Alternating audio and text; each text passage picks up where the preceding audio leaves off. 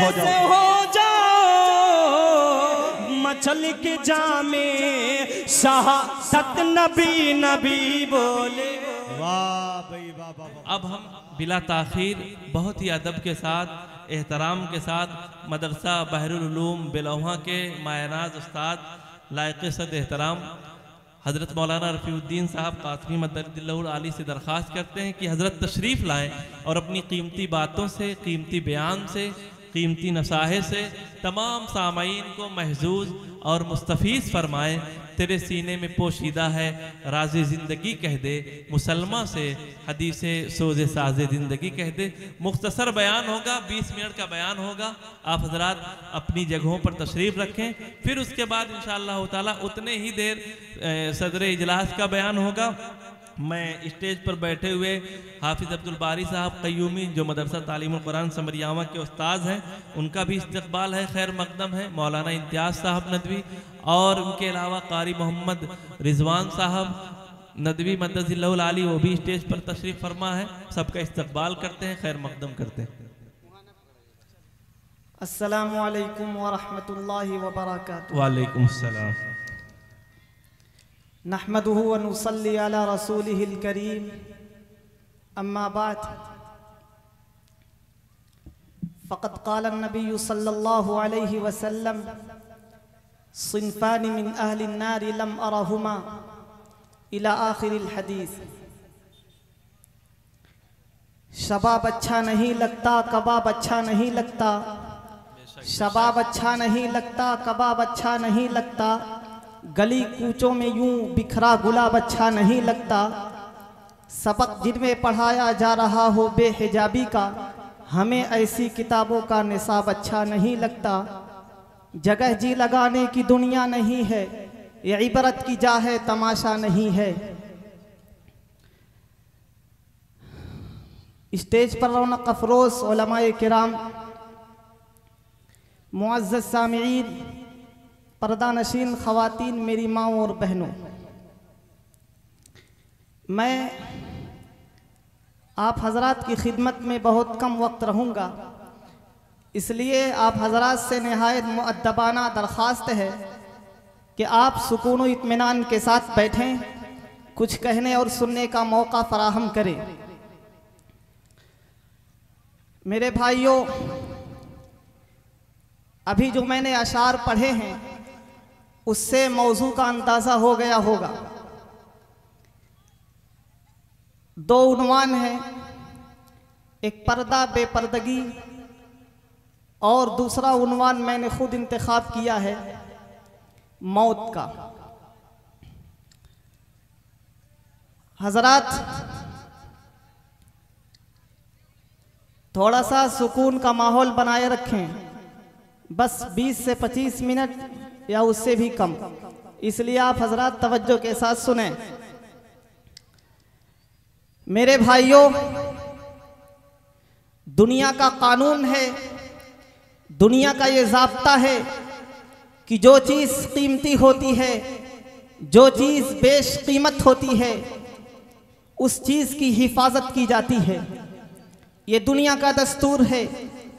हीरे जवाहरात, सोने और चांदी के जेवरात ये संदूक में रखे जाते हैं, छुपा कर रखे जाते हैं।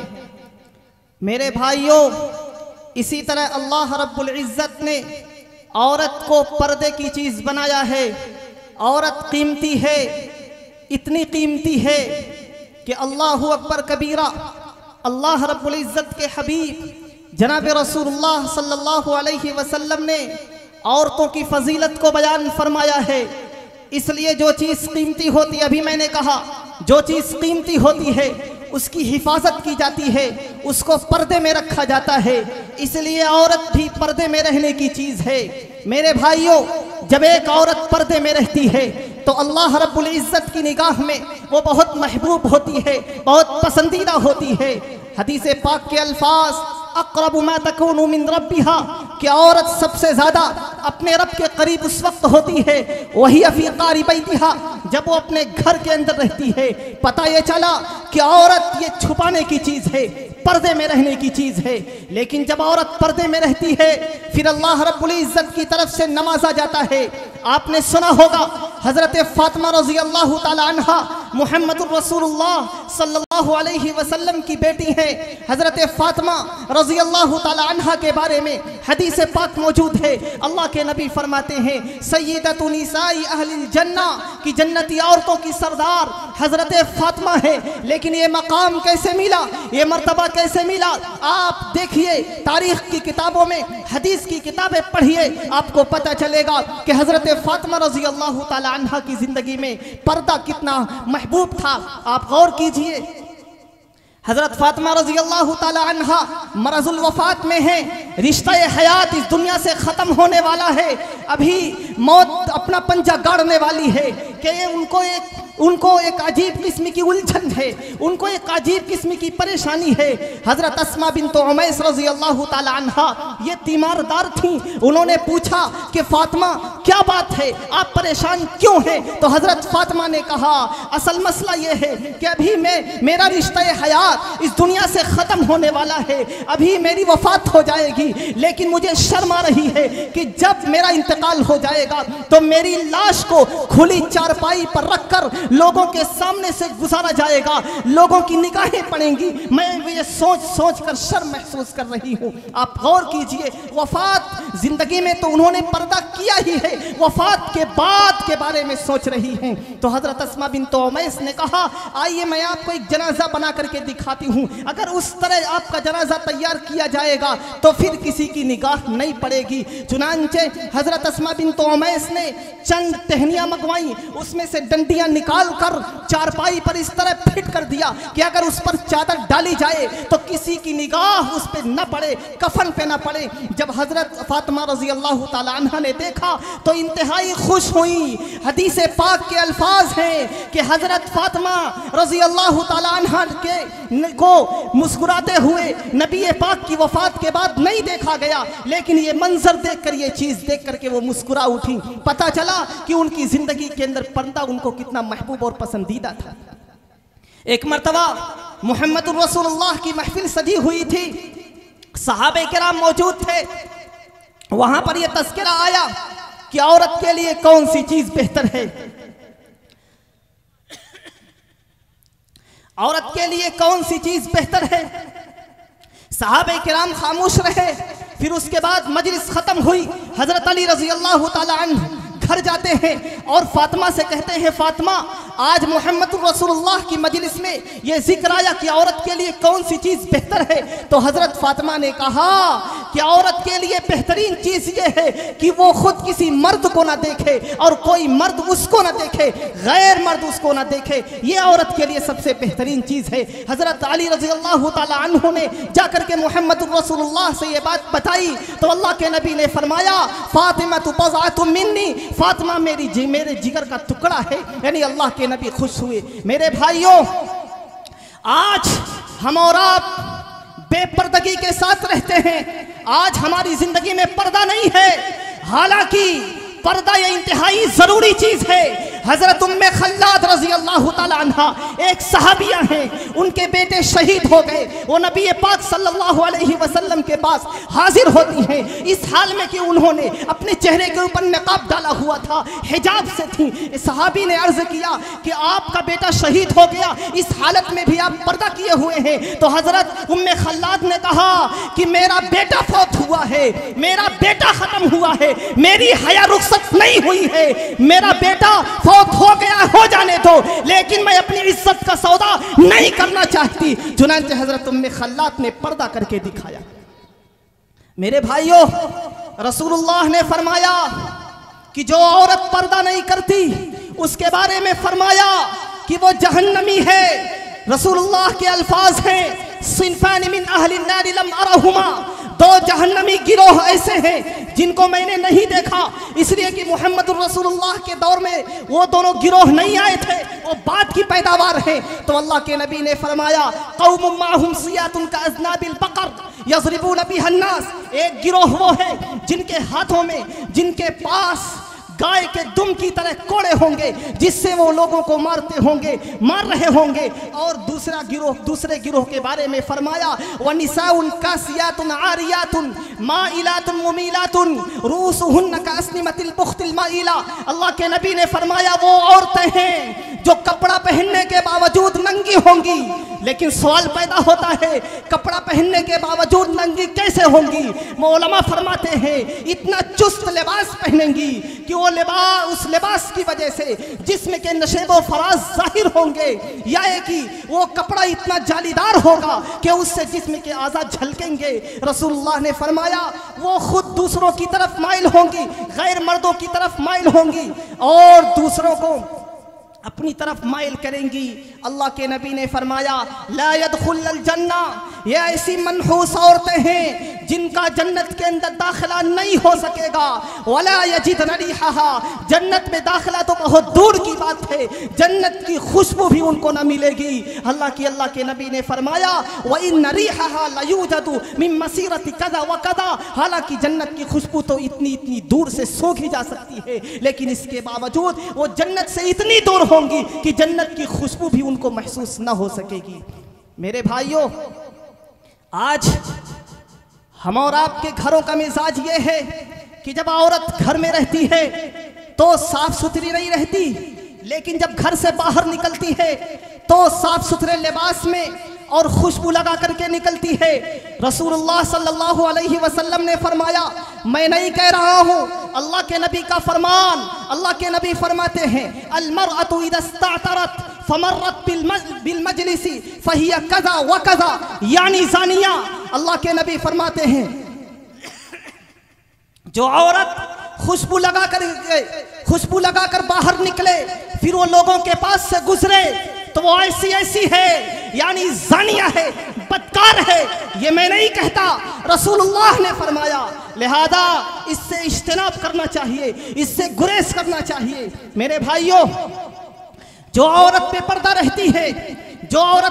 रहती है वो कितनी मनहूस है और उसका हश्र कैसा होने वाला है, कब्र के अंदर उसके साथ क्या सुलूक किया जाएगा। एक वाक़या मैं आपकी खिदमत में पेश करता हूँ। एक किताब है इस्लाही खुतबात और रसाइल, उस किताब के जिल्द नंबर 9 सफ़ा नंबर 183 के अंदर देख लीजिएगा, नेट पे वो किताब मौजूद है। उस किताब के अंदर वाक़या लिखा कि एक शख्स की नौजवान बेटी फौत हो गई, इंतकाल हो गया, उसको नहलाया गया, कफनाया गया, फिर उसके बाद उसको कब्र के अंदर दफन कर दिया गया। तदफीन के बाद जब लोग घर वापस हुए तो वालिद को ये याद आया, उस बच्ची के वालिद को ये याद आया कि मेरे पास जो बैग था जिसमें ज़रूरी कागजात थे वो बैग तो कब्रिस्तान के अंदर उस मैयत के साथ दफन हो गया। वालिद मोहतरम पलटे, कब्र खोदी गई। जब कब्र खोदी गई तो लोगों की चीखें निकल गई। वो औरत, वो लड़की जिसको अभी चंद लम्हा पहले दफन किया गया था, खूबसूरत कफन में उसे लपेटकर दफनाया गया था, वो कपड़ा, वो कफन फाड़कर वो लड़की बैठी थी, कमान की तरह टेढ़ी थी और उसके सर के बालों से उसकी टांगें बंधी हुई थीं और खतरनाक किस्म के खौफनाक जानवर उससे चिपटे हुए थे। जिन लोगों ने कब्र खोदी थी वो फौरन कब्र को बंद करके वापस चले आए और बाद में जब घर वालों से पूछा गया आखिर उसका कसूर क्या था, उसका जुर्म क्या था, तो बताया गया कि वो औरत बेपर्दा रहा करती थी, वो फैशन किया करती थी। अभी इंतकाल से चंद दिन पहले रिश्तेदारों में शादी थी, उसने फैशन के बाल कटवाकर बेपर्दा औरतों की तरह उसने शादी में शिरकत की थी। ये उसका खमियाजा था जिसको चंद दिनों के बाद लोगों ने देखा था। मेरे भाइयों, एक बहुत बड़े इमाम हैं अल्लामा शम्सुद्दीन ज़हबी रहिमहुल्लाह, उन्होंने अपनी किताब अल कबाइर के अंदर एक वाक़या लिखा। उन्होंने फरमाया कि एक औरत बन सवर कर रहा करती थी, बेपर्दा रहा करती थी, उसका इंतकाल हुआ तो किसी रिश्तेदार ने ख्वाब में देखा कि उस औरत को अल्लाह के सामने पेश किया गया, हल्के फुल्के लिबास में, हल्के फुल्के कपड़े में पेश किया गया। फिर हवा का एक झोंका आया और उसे बरहना कर दिया, नंगा कर दिया। अल्लाह रब्बुल इज्जत ने अपनी नजर रहमत उसकी तरफ से फेर ली और अल्लाह ने फरमाया जल्दी से इसको जहन्नम में दाखिल करो इसलिए कि ये बेपर्दा घूमा करती थी। मेरे भाइयों, मैं उन माओं से कहना चाहता हूँ, अपनी बहनों से कहना चाहता हूँ, अल्लाह के वास्ते पर्दे का एहतमाम कीजिए। अगर हमारी जिंदगी में पर्दा होगा हमारी नस्लें सही रहेंगी, वरना याद रखना नस्लें बिगड़ जाएंगी, जैसा कि हम खुली आंखों मुशाहिदा कर रहे हैं। जब इंसान बेपर्दगी का मुजाहरा करता है, जब औरत बेपर्दगी का मुजाहरा करती है, तो उसकी हैसियत अल्लाह की निगाह में एक पैसे के भी नहीं रहती है। हदीस पाक के अल्फाज रसूलुल्लाह ने फरमाया, तुफ्तहु अब्वाबुस समाई निस्फल लैल, आधी रात को आसमान के दरवाजे खोल दिए जाते हैं। फयुनादी मुनादिन, आवाज लगाने वाला फरिश्ता आवाज लगाता है, हल मिन मकरूबिन फयुफर्रजु अन्हु, है कोई परेशान हाल जिसकी परेशानी को दूर कर दिया जाए। हल मिन साइलिन फयुता, क्या कोई है मांगने वाला जिसको अता किया जाए। हदीस पाक के अल्फाज, फला यब्का मुस्लिमुन यदउ बिदावतिन इल्ला इस्तजाब अल्लाहु अज़्ज़ा वजल इल्ला ज़ानियतन तसा बिफर्जिहा औ अशारा। अल्लाह के नबी फरमाते हैं, जो मुसलमान जो भी दुआ करता है उसकी दुआएं कबूल की जाती है, लेकिन जो औरत जानिया होती है उसकी दुआएं कबूल नहीं की जाती हैं। जाहिर सी बात है, जो औरत बेपर्दा होगी वो लाजमी तौर पर बेहया होगी, बेगैरत होगी, जानिया होगी। इसलिए मुसलमानों, पर्दे का एहतमाम कीजिए, यह ऐसी चीज है जो इज्जत के अंदर इजाफा करेगा। मेरे भाइयों, मैंने पर्दे के मुताल्लिक कुछ बातें अर्ज की हैं। किस किस से पर्दा है, तफसील में अगर जाऊंगा, वक्त बहुत कम है मेरे पास। मैं खुलासे के तौर पर कहता हूं, शौहर से पर्दा नहीं है, शौहर से पर्दा नहीं है, ससुर से पर्दा नहीं है, अपने बेटे से पर्दा नहीं, अपने पोते से पर्दा नहीं, और अपने दामाद से पर्दा नहीं है। इसी तरह अपने नवासे से पर्दा नहीं है, अपनी बहन से पर्दा नहीं, अपने भाई से पर्दा नहीं। इसी तरीके से जो है ससुर से पर्दा नहीं, इन तमाम लोगों से पर्दा नहीं है। लेकिन मामूजात, खालाजाद, ये तमाम जो जाद हैं इनसे पर्दा है। ख़ास तौर से देवर से भी पर्दा ज़रूरी है। लेकिन अगर कोई ये कहे कि देवर से पर्दा कैसे हो सकता है, तो जाहिर सी बात है, घर में अगर रहता है तो पर्दा नहीं हो सकता। लेकिन बहरहाल औरत पच पचा के रह सकती है। अगर अपने तौर पर वो पच पचा के रहती है, उसके बावजूद अगर किसी की निगाह पड़ जाती है वो माफ़ है, लेकिन अगर वो बिलकस जाती है तो वो मुजरिम है। मेरे भाइयों, और ये ऐसी मुजरिम है कि जब इस दुनिया से जाएगी तो उसके साथ ऐसा खराब और बेदर्दी का मामला किया जाएगा कि वो औरत भुगतेगी। मेरे भाइयों, मैं थोड़ा सा बात समेटता हूँ, इसलिए कि वक्त नहीं है, इसलिए मैं बात समेटता हूँ। मैंने बेपर्दगी के हवाले से कुछ बातें अर्ज की हैं, लेकिन मैं एक बात मर्दों के हवाले से और औरतों दोनों के हवाले से कहना चाह रहा हूँ कि मेरे भाइयों, अपनी जिंदगियों के अंदर तब्दीली पैदा करो। ये गफलत का वक्त नहीं है, अल्लाह की कसम, ये गफलत का वक्त बिल्कुल नहीं है, ये तौबा का वक्त है। हालात कहीं से कहीं जा रहे हैं, ये गफलत का वक्त नहीं है। अल्लाह के वास्ते तौबा करो, वरना याद रखना मौत के वक्त बड़ी बुरी कथ होने वाली है। हम और आप समझते हैं कि आसानी से रूह निकल जाती है, आसानी से रूह नहीं निकलती है, बहुत तकलीफ होती है। मेरे भाइयों, रिवायत के अंदर आता है, रूविया अन्ना नफरम मिन बनी इसराइल मर्रू बि मकबरतिन, बनी इसराइल के कुछ लोग एक कब्रिस्तान के पास से गुजर रहे थे। कब्रिस्तान पर रुके तो उन्होंने आपस में ये मशवरा किया, क्यों ना हम अल्लाह से दुआ करें कि अल्लाह रब्बुल इज्जत इस कब्रिस्तान से किसी मुर्दे को जिंदा करके हमें दिखा दे, ताकि हम उससे मालूम करें कि कब्र के अंदर क्या गुजरती है। चुनांचे लोगों ने दुआ की। एक शख्स कब्रिस्तान से निकला, कब्र से एक आदमी बाहर निकला। आगे की बात सुनिए, वबैना ऐनैहि असर सुजूद, उस आदमी के दोनों आंखों के दरमियान सजदों के निशानात थे। पता ये चला कोई आम इंसान नहीं, वो परहेजगार थे। लेकिन जैसे ही वो कब्र से निकले, उन्होंने फौरन कहा, या कौमी मा अरदतुम मिन्नी, ऐ लोगों मुझसे क्या चाहते हो, आखिर तुमने मुझे क्यों निकाला, अल्लाह से तुमने दुआ क्यों की। उसके बाद उस आदमी ने कहा, लक़द ज़ुक़्तुल मौत मुन्ज़ु 50 सनतन, मुसलमानों सुनो, उस आदमी ने कहा कि मेरा इंतकाल हुए 50 साल का अरसा गुजर चुका, 50 साल पहले मेरा इंतकाल हुआ, लेकिन मां सकनत मरारतुल मौत मिन कल्बी, लेकिन मौत की तलखी अभी भी मेरे दिल से नहीं गई। मौत के वक्त जो कड़वाहट थी वो वो करवाहट इतने तवील अरसे के बावजूद भी जायल नहीं हुई। आप गौर कीजिए किस कदर तकलीफ होती है, किस कदर तलखी इंसान अपने मुंह के अंदर महसूस करता है। हजरत मूसा अलैहिस्सलातु वस्सलाम अपने वक्त के पैगंबर जलीलुल कद्र पैगंबर हजरत मूसा अलैहिस्सलातु वस्सलाम का इंतकाल हुआ। अल्लाह रब्बुल इज्जत ने हजरत मूसा से पूछा, ए मूसा कैफ वजदतल मौत, ए मूसा अपने मौत को कैसा पाया? तो हजरत मूसा अलैहिस्सलातु वस्सलाम ने जवाब दिया, ऐ मेरे मौला वजदतु नफ्सी कशातिन तुस्लखु बियदिल क़स्साबि वहिय हय्या। हजरत मूसा ने जवाब दिया कि ऐ अल्लाह मैंने अपने आप को ऐसा पाया जैसे जिंदा बकरी की कस्साब के हाथों खाल उतारी जा रही हो। ओ मुसलमानों, जो एक मच्छर से डरता हो, एक दिन लाइट ना आए नींद खराब हो जाती हो, एक छिपकली अगर घर के अंदर आ जाए नींद उड़ जाती हो, वो इंसान कैसे बर्दाश्त करेगा? मुझे बताओ कैसे बर्दाश्त करेगा? जरा होश के नाखुन लो मुसलमानों, वरना याद रखना मौत के वक्त भी परेशानी और मौत के बाद भी परेशानी। मेरे भाइयों, मौत के बाद क्या होगा? मैं बात को समेटता हूं, मैं सोचता हूं कुछ कुछ बातें आ जाएं। मौत के बाद क्या होगा? एक सहाबी हैं हजरत उस्मान गनी रजी अल्लाह ताला अन्हु, आप जानते हैं बड़े ऊंचे दर्जे के सहाबी हैं, बड़े फजाइल व मनाकिब हैं। किसके? हजरत उस्मान गनी के।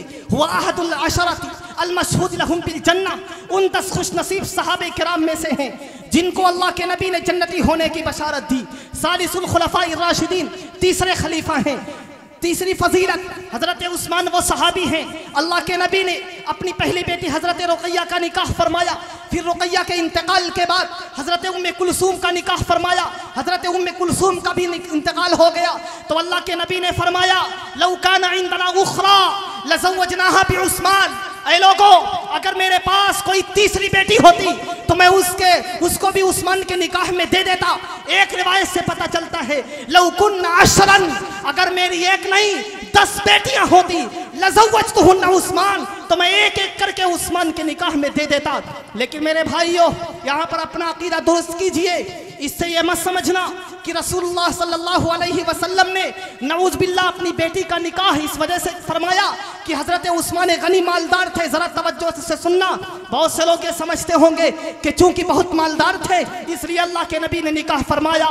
नहीं, हदीस पाक के अल्फाज अल्लाह के नबी फरमाते हैं, मा तज़व्वजतु शैअम मिन निसाई वला ज़व्वजतु शैअम मिन बनाती इल्ला बिवहयिन। अल्लाह के नबी फरमाते हैं, मैंने जिस औरत से निकाह किया, यानी मैंने जिसको बीवी बनाया और जिस बेटी का मैंने किसी से निकाह किया, ये वही की वजह से किया, अल्लाह की तरफ से पैगाम आया, फिर मैंने ये कदम बढ़ाया है। मेरे भाइयों, हजरत उस्मान गनी वो सहाबी हैं, हजरत आयशा सिद्दीक़ा रजी अल्लाह ताला अन्हा फरमाती हैं कि अल्लाह के नबी ने हजरत उस्मान गनी के लिए दुआ फरमाई, अल्लाहुम्मा इन्नी क़द रज़ीतु अन उस्मान फरज़ान। अल्लाह के नबी ने फरमाया, अल्लाहुम्मा इन्नी क़द रज़ीतु अन उस्मान फरज़ानहु।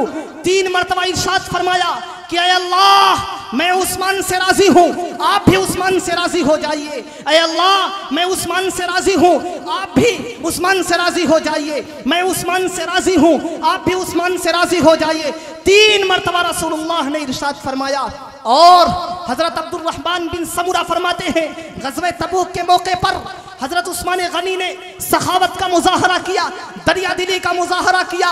1000 दिनार रसूलुल्लाह की खिदमत में ला करके डाल दिया। अल्लाह के नबी ने उस वक्त फरमाया, मा ज़र्रा उस्माना मा अमिल बाद हाज़ल यौम, उस्मान का कोई काम इसके बाद नुकसान न पहुंचा सकेगा। यानी ये ऐसे खुश नसीब सहाबी हैं, जन्नत पक्की है। जैसा कि मैंने तमहीद के तौर पर कुछ फजाइल व मनाक़िब बयान फरमाए, आगे की बात मुझे सुनाना है, लेकिन मैंने तमहीद के तौर पर ये बातें अर्ज की हैं। हजरत उस्मान गनी जो इतनी फजीलतों के हामिल, लेकिन इनके बारे में इनके आज़ाद करदा गुलाम फरमाते हैं, काना उस्मान इज़ा वक़फ़ अला क़ब्रिन बका हत्ता यबुल्ल लिहियतहु। हजरत उस्मान गनी के आज़ाद करदा गुलाम हजरत हानी फरमाते हैं कि जब उस्मान किसी कब्र के पास खड़े होते थे, किसी कब्र के पास खड़े होते थे तो इतना रोते थे कि उनकी दाढ़ी तर हो जाया करती थी।